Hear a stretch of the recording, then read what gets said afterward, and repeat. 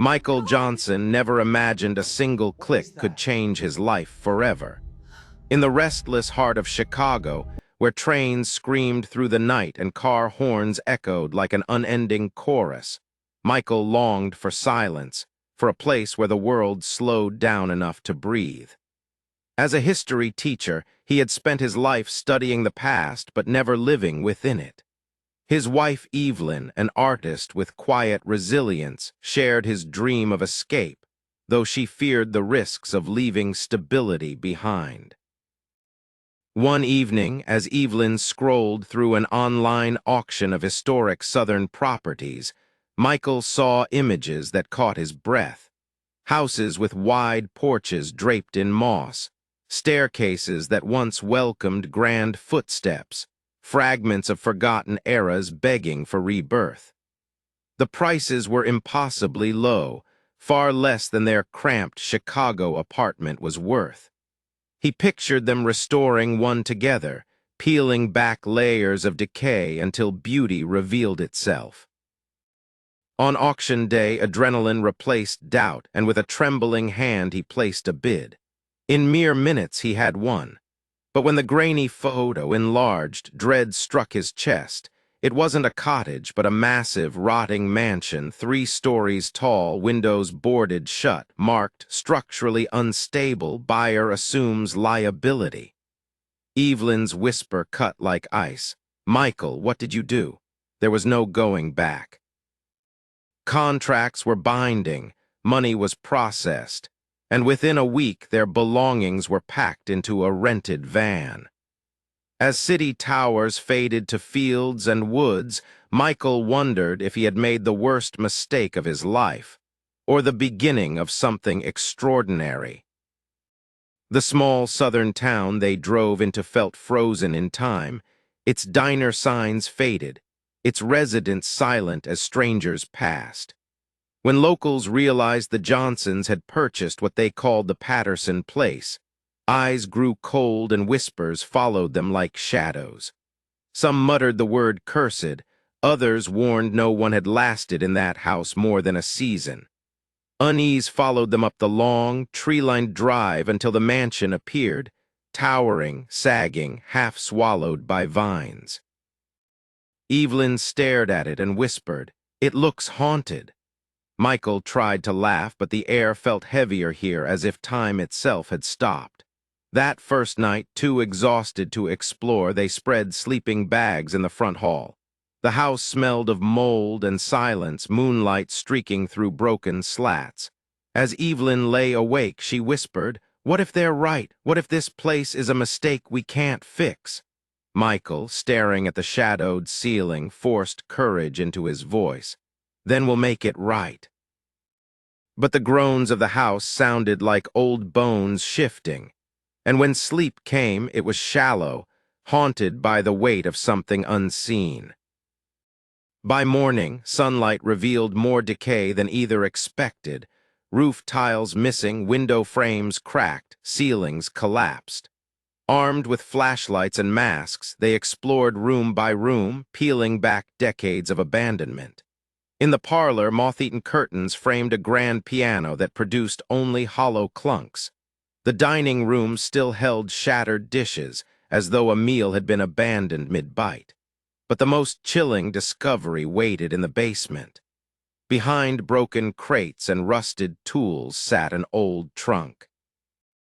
Inside were faded letters, property records, and photographs. One image froze Michael, an early 1900s portrait of the mansion's owners, the Pattersons, flanked by black servants. Among them stood a tall man whose jawline and eyes mirrored Michael's own. His heart stopped. Evelyn leaned in, whispering, "He looks like you." And then another name leapt from the brittle papers, Sarah Johnson.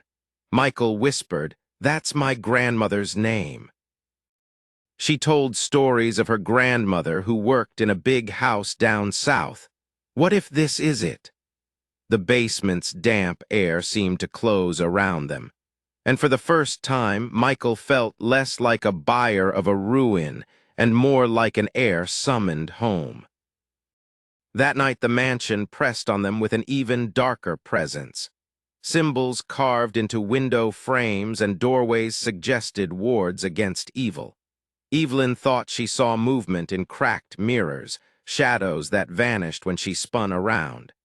Michael lay awake listening to whispers that might have been wind or voices. Footsteps creaked in the hall above them, deliberate, heavy, though they had locked every door. By morning, exhaustion clung to them, but determination pushed Michael into town.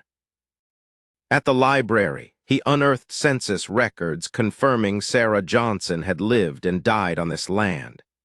Outside, Evelyn found gravestones half swallowed by weeds, names of servants carved into stone, and among them, one that made Michael's knees buckle. Sarah Johnson, 1868–1920. Tears blurred his vision as he traced the letters, realizing his ancestor had toiled, suffered, and perhaps even resisted within these very walls. That night, Michael uncovered letters Sarah had written, fragile paper whispering her truth across a century.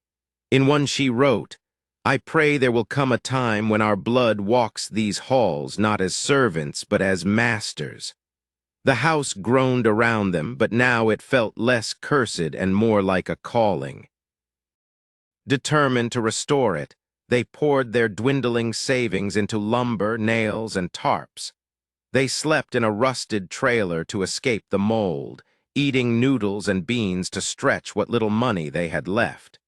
The townsfolk muttered they would never last, but curiosity replaced ridicule as progress appeared. Still, the mansion resisted. Ceilings collapsed, narrowly missing Evelyn. Doors slammed without wind. At night, Evelyn swore she heard humming, a lullaby not her own, drifting through the halls. One evening, Michael whispered, "Maybe it's her. Maybe Sarah's still here." As weeks bled into months, they cleared vines, patched roofs, painted doors, yet exhaustion clawed at them. Every improvement felt like the house exhaled louder, as though unwilling to let go of its secrets. But Sarah's final letter guided Michael relentlessly. "The truth of us lies hidden in the room they could not find." Somewhere in this decaying labyrinth, a secret room waited. And when Michael discovered a hollow wall behind the library, the air shifted. His crowbar pried open a concealed panel to reveal a hidden corridor sealed for a century. At the end stood a plain wooden door. Evelyn whispered, "This is it." With a groan of rusted hinges, the door yielded and stale air rushed out like a breath trapped for generations. Inside lay a room untouched by decay, shelves lined with ledgers, photographs, artifacts, and letters preserved as though waiting. On the table sat Sarah's ledger, a diary of lives endured in silence. Michael's voice broke as he read aloud, "We work from dawn until stars burn out. The masters dine in excess while we bury our dead in fields unmarked. Yet I keep this record because someone must remember." Entry after entry painted a portrait of defiance and quiet rebellion, culminating in words that explained the Patterson family's sudden disappearance. "We have spoken of what must be done. When they strike next, we will not bow." The Pattersons hadn't vanished in mystery. They had been overthrown. Sarah and the servants had risen, and the town had buried the truth. Among photographs, Michael found her gaze sharp and unyielding, and among artifacts, a letter that began, "If you read this, you are mine, my blood, my kin." Tears blurred his eyes as he realized Sarah hadn't just recorded history. She had written directly to him. From that moment, every nail hammered, every floorboard repaired became sacred work. The mansion was no longer just wood and plaster. It was memory, justice, reclamation.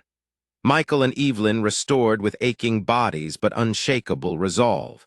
They framed Sarah's photographs, planted flowers at the crypt, and painted walls with color instead of rot.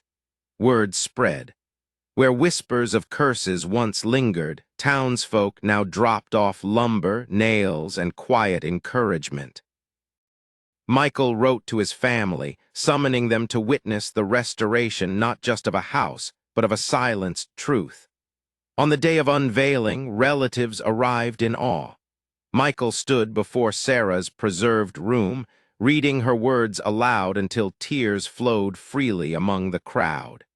Outside, they gathered by the crypt as he declared that this mansion, once a prison of labor, now stood as a sanctuary of remembrance.